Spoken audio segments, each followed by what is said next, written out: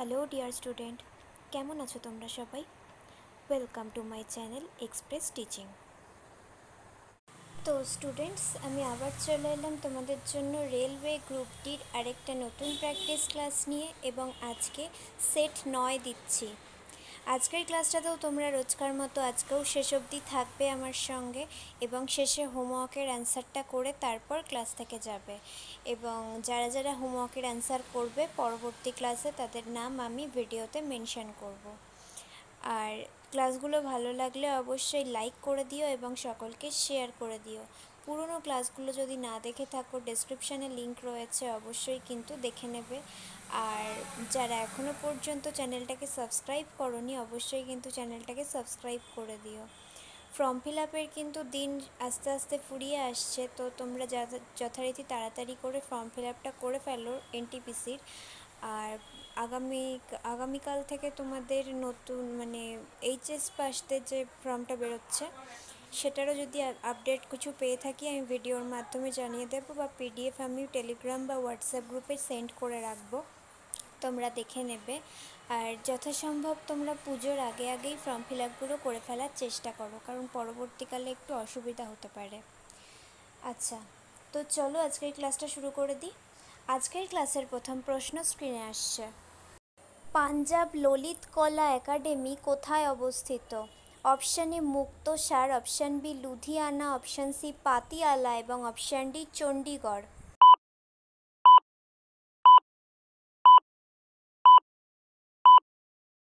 সঠিক উত্তর option D Chandigarh.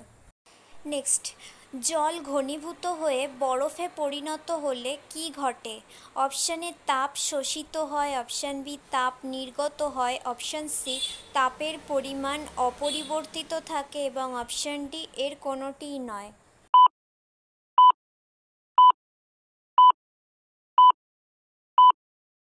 সঠিক উত্তর অপশান এ তাপ শোষিত হয়।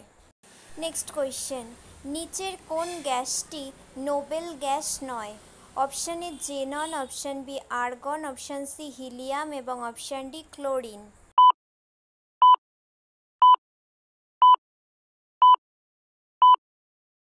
সঠিক উত্তর অপশান ডি ক্লোরিন। নেক্সট, নিচের কোনটি দ্রুত ছড়িয়ে পড়ে? অপশান এ কঠিন, option B gas, option C তরল এবং অপশান ডি এর কোনোটিই নয়।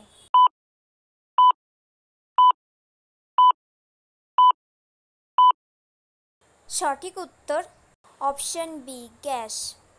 নেক্সট, সেলসিয়াস স্কেলে কোন তাপমাত্রা 300 সমান? Option A 30 degree centigrade, option B 27 degree centigrade, option C 300 degree centigrade এবং অপশান ডি এর কোনোটিই নয়।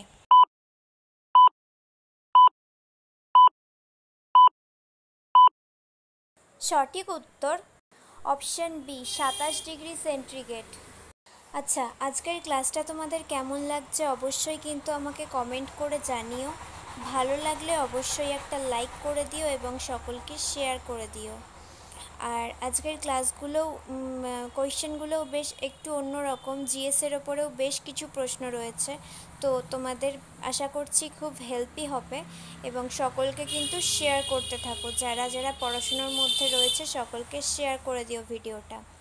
যারা এখনও পর্যন্ত চ্যানেলটাকে সাবস্ক্রাইব করোনি অবশ্যই কিন্তু চ্যানেলটাকে সাবস্ক্রাইব করে দিও।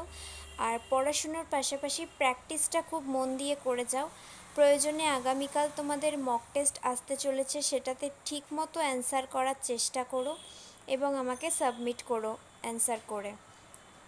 আর যারা ফেসবুক থেকে ভিডিওটা দেখছো অবশ্যই পেজটাকে ফলো করে দিও এবং ভিডিও একটা লাইক করে দিও। এছাড়াও তোমরা টেলিগ্রাম বা হোয়াটসঅ্যাপ চ্যানেলে জয়েন হয়ে থাকতে পারো লিংক পাওয়ার জন্য। ডেসক্রিপশানে সমস্ত কিছুর লিংক রয়েছে। প্রিভিয়াস কোনো ক্লাস যদি কেউ মিস করে থাকো সেটাও ডেসক্রিপশানে লিংক রয়েছে, খুঁজে দেখতে পারো। এবং ভালো লাগলে লাইক, কমেন্ট এবং শেয়ার করো। সমস্ত কিছু একবার ভালো করে চেক করে নিও। চলো তাহলে নেক্সট কোয়েশ্চেনে চলে যাই।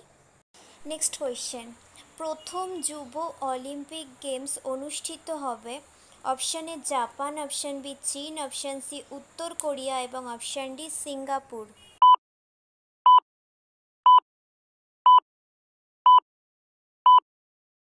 সঠিক উত্তর অপশন ডি সিঙ্গাপুর।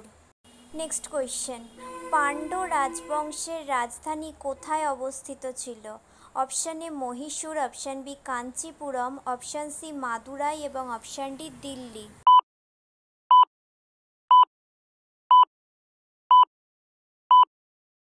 সঠিক উত্তর অপশান সি মাদুরাই।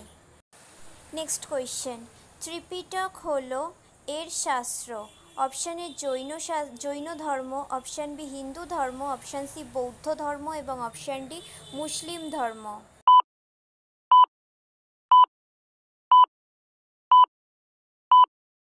সঠিক উত্তর অপশান সি বৌদ্ধ ধর্ম।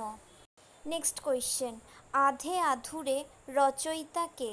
Option A Mohan Rakesh, option B Premchand, option C Nirala এবং অপশান ডি প্যান্ট।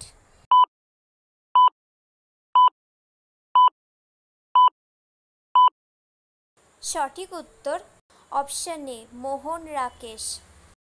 নেক্সট এবং আজকের ক্লাসের শেষ প্রশ্ন, নিম্নলিখিত সংবিধানের কোন সংশোধনীতে মৌলিক কর্তব্য অন্তর্ভুক্ত করা হয়েছে? অপশান এ 42তম, অপশান বি 43তম, অপশান সি 44তম এবং অপশান ডি 39তম।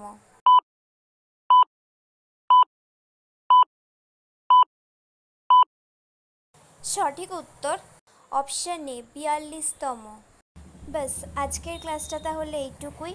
তোমরা কিন্তু অবশ্যই আমাকে জানিও ক্লাসটা কেমন লাগলো এবং কালকে হোমওয়ার্ক মক টেস্টের অ্যান্সারটা অবশ্যই কিন্তু করবে। আর ক্লাসটা ভালো লাগলে অবশ্যই সকলকে শেয়ার করে দিও।